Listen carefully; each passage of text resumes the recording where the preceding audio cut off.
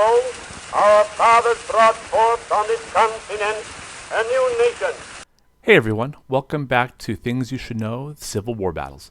Today we're going to be talking about the fourth battle of the Civil War and the first inland battle that occurred on land. Today we'll be talking about the Battle of Philippi, West Virginia. This took place in Barbour County, June 3rd, 1861.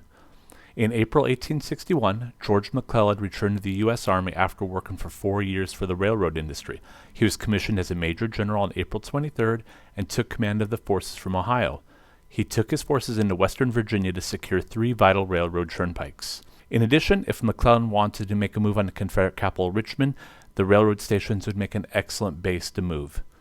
It should be noted that when Virginia voted to secede from the Union, the majority of northwestern Virginia voted against it. Their ties to the northern states were closer than their ties to the rest of Virginia. Combined with the fact that slavery was not prevalent in the mountainous region, meant their loyalty was not really with the rest of Virginia.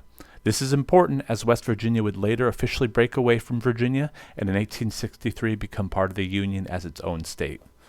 On May 26, McClellan ordered Colonel Benjamin Franklin Kelly to take the pro-Union 1st Virginia Infantry and portions of the 2nd Virginia Infantry to move into the area and secure the bridges and turnpikes near Philippi, Virginia.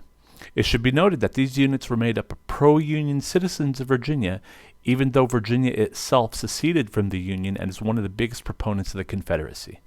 Colonel Kelly planned a two-prong attack against the Confederate forces in the Philippi area. The main advance was comprised of 1,600 men, led by Colonel Kelly himself. These forces were comprised of 6 companies from his own regiment, 9 companies from the 9th Indiana Infantry Regiment under Colonel Robert Milroy, and 6 additional under the 16th Ohio Infantry. Meanwhile, the second prong would consist of Colonel Ebenezer Dumont's 7th Indiana. I love these names, by the way, guys. Dumont's troops would be sent to unite with the 6th Indiana under Colonel Thomas Crittenden and the 15th Ohio under Colonel Steedman. The column, with a total of 1,400 men, would march directly south from Webster onto Turnpike. In this way, the Union forces were executing a double envelopment of the outnumbered Confederates. They're hoping to encircle and capture all of them. On June 2nd, the Union column set off to converge on Philippi. After an overnight march in extremely rainy weather, the columns arrived at Philippi just before the morning of June 3rd. The original plan had been a pre-dawn assault that was signaled by pistol shots. However, the Confederate volunteers had failed to establish picket lines for their encampment. The lack of training and experience meant they chose to stay inside and escape the rain. They had no idea the Union forces were there. Unfortunately for the Union, a Confederate sympathizer, Miss Thomas Humphreys, saw the troops and sent her son on horseback to warn the Confederate soldiers. Her son was captured by the Union troops, and in desperation, Miss Humphreys shot her pistol at them, trying to free him. She didn't hit anyone, but she had begun the attack prematurely. The Union forces attacked the Confederates when they heard the pistol shot. The Union attack began with artillery. The artillery awoke the Confederate soldiers in confusion. There were only a few armed Confederate soldiers who did shoot back, but after a few moments, the entire Confederate force broke and ran to the south. Some were still in their bedclothes.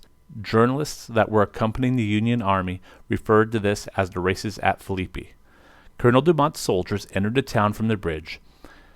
Meanwhile, Colonel Kelly was not in position when a premature pistol shot signaled a start. His forces were unable to cut off the Confederate retreat. Unfortunately, Colonel Kelly himself was shot while pursuing those Confederates. The Confederates retreated back to Huntsville, about 70 clicks to the south. This is about 44 miles. The victory was bloodless and helped propel McClellan onto the national stage, where shortly thereafter he was given command of the entire Union Army.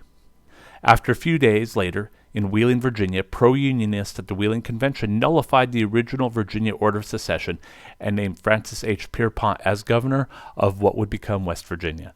There were 2 significant Confederate casualties. Both were treated with battlefield amputations, believed to be the first such operations of the war. One was Virginia Military Institute cadet Fauntleroy Dangerfield.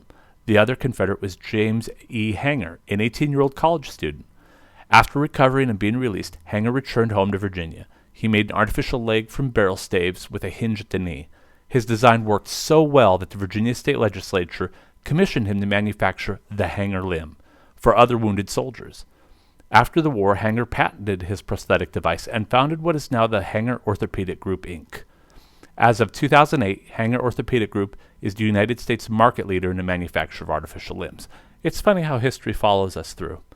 Well, guys, the end casualties were 5 U.S. casualties for this. 6 Confederate soldiers were killed. And that's where we'll wrap this up. We'll see you in our next battle, the Battle of Big Bethel in Virginia itself. Talk to you later. The world will very little note or long remember what we say here, but it can never forget what they did here.